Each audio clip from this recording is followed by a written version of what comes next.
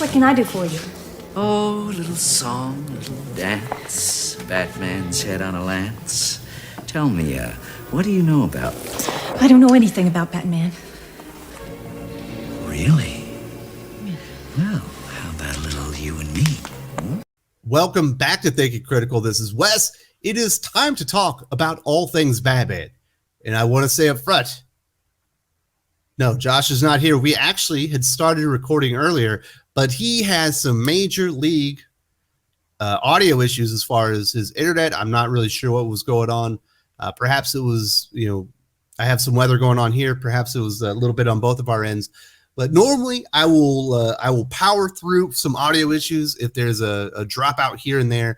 But there was just too much audio glitching. So unfortunately, Josh will not be with us today to talk about this week's latest editions of Batman comics. I'm going to have to do it solo, but he will be on the channel on Saturday in This Week in Batman. Also, I want to put it out there. Or I'm not This Week in Batman. On Saturday's Comics Aficionados. Also joining us this Saturday on Comics Aficionados, if you're a Batman fan, Chuck Dixon will be a part of the panel and up for discussion. So if you're interested in that, definitely check us out here on the channel live at 10 a.m. Eastern Standard Time, 7 a.m. Pacific, for about 2.5 hours, talking about all things comic books with Chuck Dixon. I imagine we'll get into some Batman stuff there as well. Robin and Batman from Jeff Lemire. Batman the Imposter #2. I have changed my tune on this comic book a little bit. We're going to cover the second issue, Joker #9, James Tynion, and then I Am Batman #3, John Ridley. This is the highest of highs and the lowest of lows. Either the comic book was absolutely stone cold good, or it was garbage this week, and there just wasn't any in between. Fortunately, there were two absolutely terrific comic books and two shitty comic books this week. So the bad stuff. So we're going to go Robin and Batman, Batman the Imposter, Joker, and then I Am Batman. So let's get into Robin and Batman #1. Jeff Lemire and Dustin Witt. These two have worked together quite a bit in the past. Tell a Batman and Robin year one story from the perspective of like 9-year-old Dick Grayson. And I like it. I like it a lot. I think this was very effective. I think Dustin Witt's kind of watercolor, style of art really, really works for this, because you are telling it from the perspective of a little kid. And it really fits the mood that he's trying to execute with Jeff Lemire's script. I think the characterization on Dick Grayson as a young man who's very conflicted, who's going through training, who's trying to step up, into the mantle of Robin, I think is really, really effective. And there's definitely a lot of conflict, as you would imagine, between Bruce, Alfred, and Dick Grayson. I think in the characterization itself, and I could see this turning some people off, that Bruce comes across as perhaps too harsh. But when I took a step back, because you got to do that sometimes, and you're like, well, what is this story trying to accomplish? Jeff Lemire is trying to tell this story from the perspective of Dick Grayson. If you were a 9-year-old kid in training to be the new side, or for the sidekick for Bruce Wayne Batman, and he said something, it might feel devastating if he said you weren't ready. And it might feel a little bit more harsh that it came from Bruce Wayne's perspective, or even if you saw it from Alfred's perspective. So when I think about what he's trying to execute in the narrative and the story that he's telling, it kind of makes sense for Bruce to be overly harsh. There is like one line of dialogue that I thought was really stupid, because you open up the book and it opens up with this terrific action scene, and it's he's not Robin yet. He's got his kind of vigilante outfit, where he's kind of covered in black, and he's fighting these criminals that are trying to steal like a meat truck or something like that. And they're all armed. He's 9 years old. He's beating up like these 300-pound dudes, and he's taking them out. And Batman is in his ear, and he's saying, you're not concentrating. I'm coming in, abort, as he's kind of taking him down. And they get back, and Bruce literally says to Alfred, he's like, I don't want to put him in a position to get hurt. Like, you let a 9-year-old fight 3 or 4 grown men with weapons. Get out of here, man. You already put him in a position to get hurt. Perhaps that was meant to kind of show the, I don't know, the lack of ability for Bruce Wayne to understand exactly what he's doing and how kind of perhaps deranged it is. But it's a cool story. I like the perspective of Dick Grayson in here. And there was recently an issue of Batman Catwoman where, who was it? Selena Kyle and an older Dick Grayson are talking, and they're talking about the uniform that he wore. And it was because, you know, Batman wanted to be bright and colorful, so no, he could never escape criminals, and he know how dangerous it was, or something stupid. It was just a terrible idea, and I hated the execution on that. Here we find out that the reason that Robin's costume is so colorful and bright in contrast to Batman is because Dick Grayson is essentially being rebellious. He's upset at Bruce Wayne, and he wants to make him mad. And he also wants to honor his parents to flying Graysons, and that's how he kind of comes up with the costume. Turns out that Bruce Wayne had a similar idea, and he'd already had a Robin costume, a Robin mantle built that he'd planned to give to him, which ends up kind of violating his privacy and stuff. But if you like Dick Grayson, and he's one of your favorite characters, like this guy, you're going to like this comic book. I think the art is fantastic. The writing is really, really good. Bruce might be a little bit too harsh here and there. There was that one really stupid line. I'll give it 4.5 out of 5. This is bordering on a highest recommendation. This is almost a bulletproof comic book. This is really, really, really good. A very strong effort. Not the biggest Jeff Lemire fan, not because of his writing, but for other reasons that we will not get into here. I've talked about it enough. But I have to tip the cap and give respect what it is earned. This is a really good comic book, and I think a lot of people are going to enjoy it. Let's get into the other big winner chicken dinner of the week. If you remember the first time we reviewed Batman the Imposter, I did not love the comic book. I thought it was a little bit too dark. I didn't love the relationship that was kind of evolving with Bruce Wayne and the therapist and all that stuff. And I just thought it was just a little bit too bleak. And I still feel that way. I don't think this comic book needs to exist. I'm going to put that one out there. I don't think there's a reason to do this. And I think it is exceptionally dark, the direction that they are, or how they're portraying Bruce Wayne Batman in this comic book. But if you're going to do this, this is executed at an exceptionally high level. It starts out with the art from Andrea Sorrentino, normally a Jeff Lemire, creative partner. Normally those two work together. And this, I mean, it is fantastic. It really encompasses the story that Mattson Tomlin is trying to tell. It really gets the vibe and the feel and the kind of just the gritty nature of this story. And I think, as much as I don't appreciate the tone of the story, I don't think it needs to be told. But if you're going to tell it, this is good. This is a really, really solid, not solid, it's better than that. This is a very, very good, highly, high level execution comic book.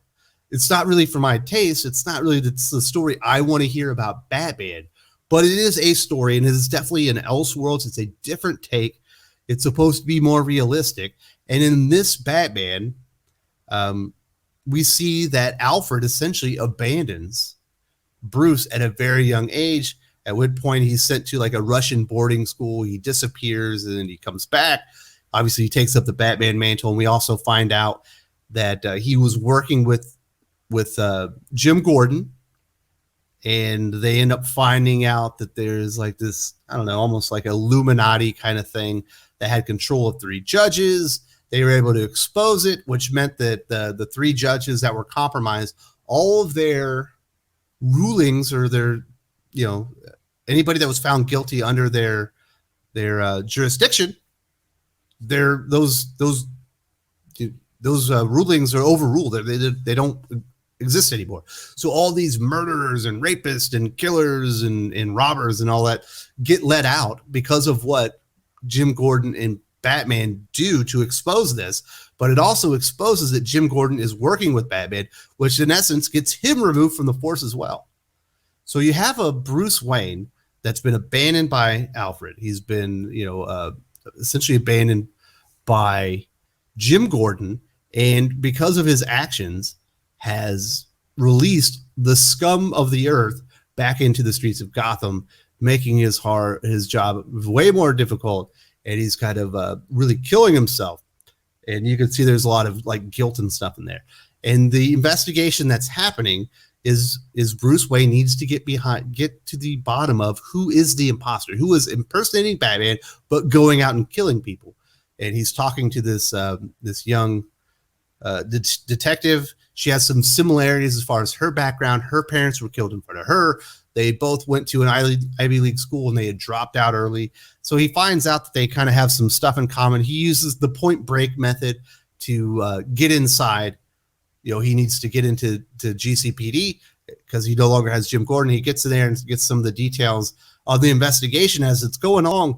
And when I finally realized kind of what Mattson Tomlin was doing, I was like, okay, this is actually really, really effective, because it's clear that because Bruce Wayne is isolated, you see his mansion, it is not kept up at all. It's disgusting. He no longer has a staff. He's got no Jim Gordon. He's got no base like in reality anymore. He's got no foundation.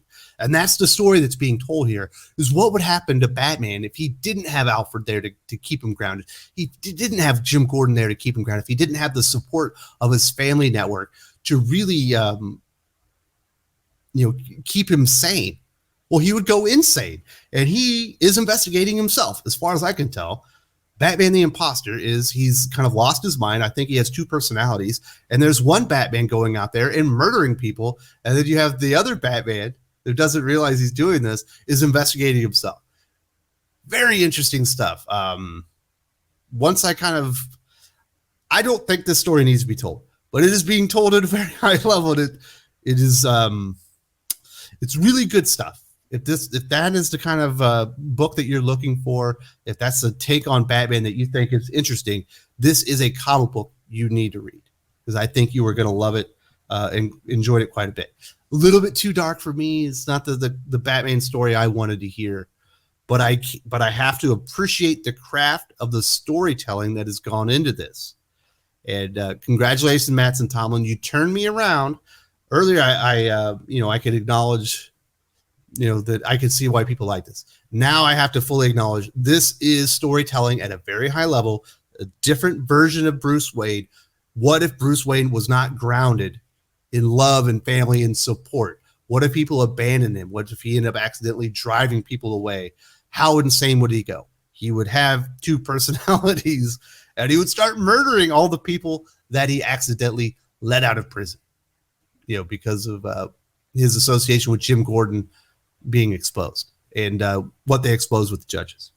Fascinating stuff, really good stuff. Andreas Sorrentino is absolutely at the top of his game. Mattson Tomlin does a really good job here. I give this one another 4.5 out of 5, bordering on highest recommendation for a story I don't particularly like. But once again, tip the cap. You're doing something here that is quite particularly impressive, in the limited amount of time that Mattson Tomlin has to execute this. And I think, it's good storytelling. That's all I can tell you. All right, let's get to some stories that I did not think were quite as effective. In fact, I would recommend neither Joker or I Am Batman. We'll talk about Joker number 9 first. Obviously, this is the James Tynion story that will continue on after he exits Batman very shortly. This time, we do not have Guillaume March on art, and it does hurt the storytelling, in my opinion. We have Stefano, I think it's Raphael? I think that's what it is. Maybe it's Raphael. I think it's Raphael, is the artist. The artist is fine, but it is a step back from Guillaume March, and Guillaume March has a distinct style that really serves the story. Another example of the issues I have with James Tynion as a storyteller. Everything has so much promise. It always feels like it's unfulfilled. Like this thing, you get a lot of answers. You finally get answers in this comic book. You get a lot of answers. And, a lot of them are stupid, to be quite frankly. It just... The implication on some of the stuff with this new, the network, what they're calling them, where you have this network of bad guys that are loosely affiliated that kind of help each other. We have Jim Gordon and Vengeance bust through this into this big mansion. I remember where it was, but I meant to remember it, but I forgot where it is. But they're busted in there, so they can confront the Joker and finally kill him. Because along the way, he's told Vengeance, Lady Bane, Girl Bane, all the stuff that's happened to him and why he hates Joker so much. And he calls her, I've armed a weapon, but I never have to pull the trigger, kind of thing. So he's armed Vengeance with all these terrible things that Joker's done, so she'll go murder him. They get in there, and these two gentlemen are sitting down. The one dude that's next to Joker, he's sipping a key, and he looks so weird. He does not look aristocratic. He does not look like some type of like billionaire, like bigwig or something. He looks like a decrepit, disgusting vampire-looking guy. His eyes look all really strange.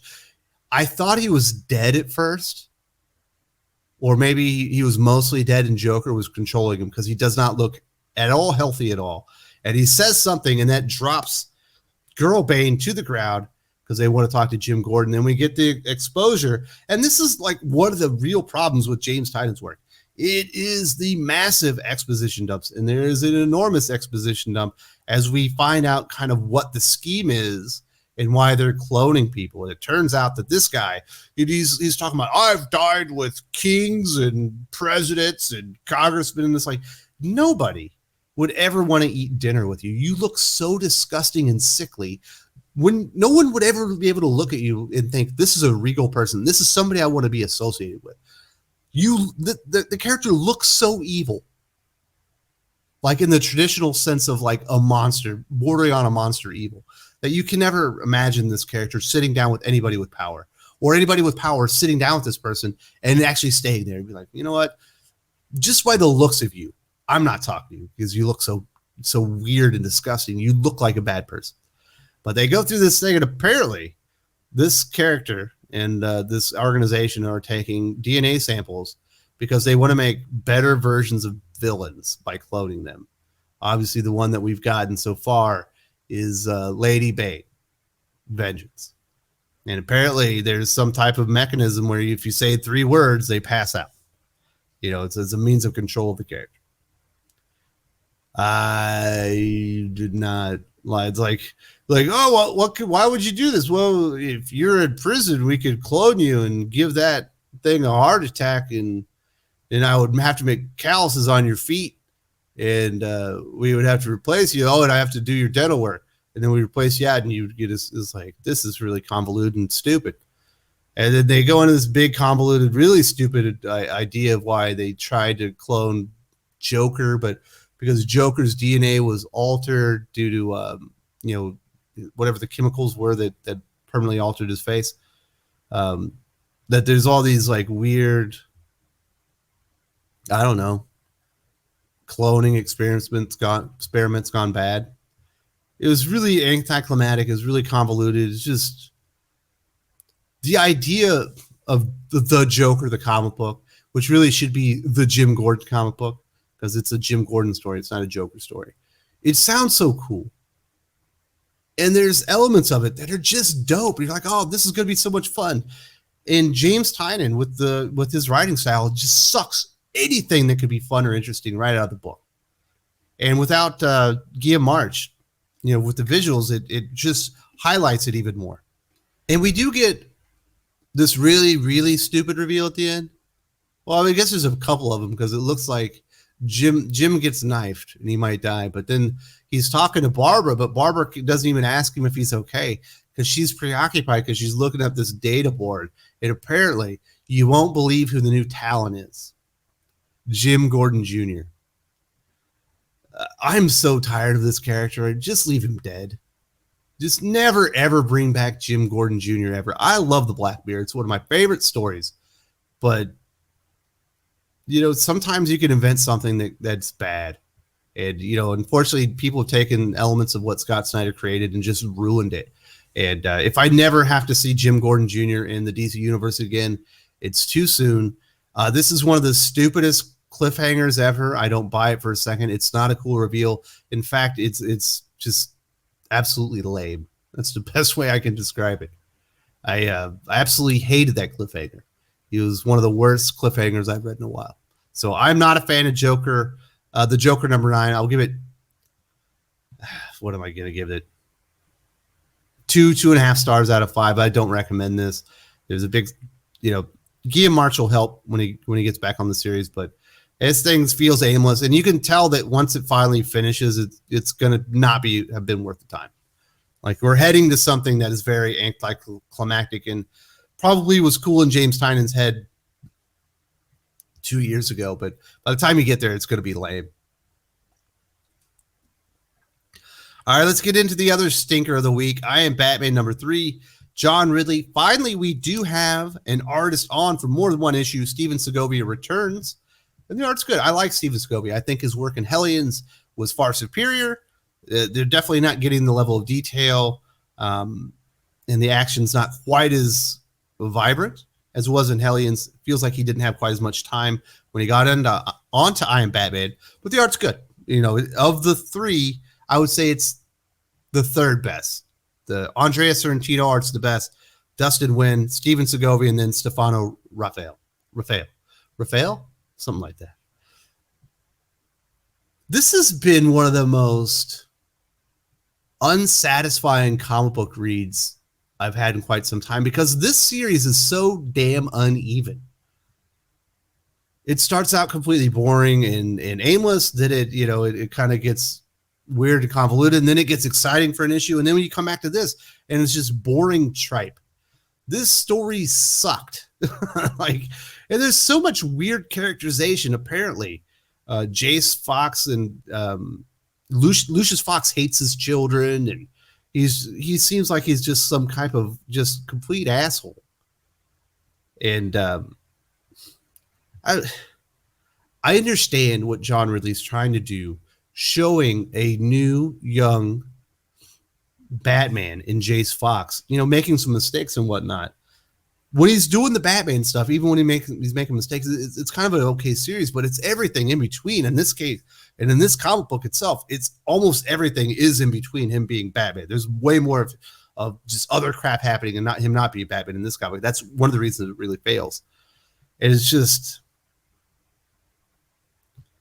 it's so unimpressive. This guy won a fucking Oscar for the best screenwriter, and he cannot write this Batman comic.